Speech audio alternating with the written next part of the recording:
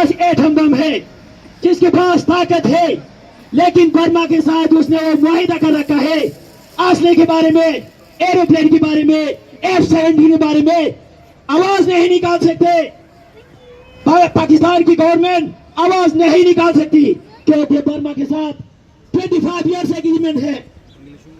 इस बात पे पाकिस्तान के अंदर बर्मा के 400 से ज्यादा बर्मीज इंटेलिजेंस पाकिस्तान में ट्रेनिंग ले रहे।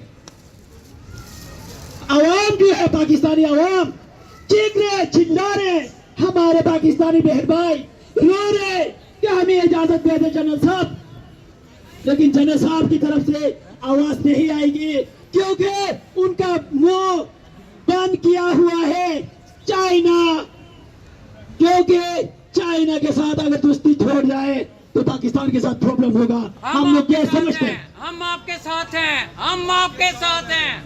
बहुत शुक्रिया पाकिस्तानी भाइयों, पाकिस्तानी बहनों, आप लोगों ने भी ये यहाँ स्वीडन के अंदर भी ये दिखा दिया कि हम रोहिंग्याओं के साथ है, हुकूमत को हम गोली मारते हैं, हम तुम्हारे साथ है, हमें पावर दे, हम ही बचाएं, हमें हुकूमत से, पाकिस्तानी हुकूमत से तवक्को नहीं। अगर आवाम सड़कों पे आ जाए तो हमारे लिए बहुत कुछ है, इंशाअल्लाह बहुत कुछ है।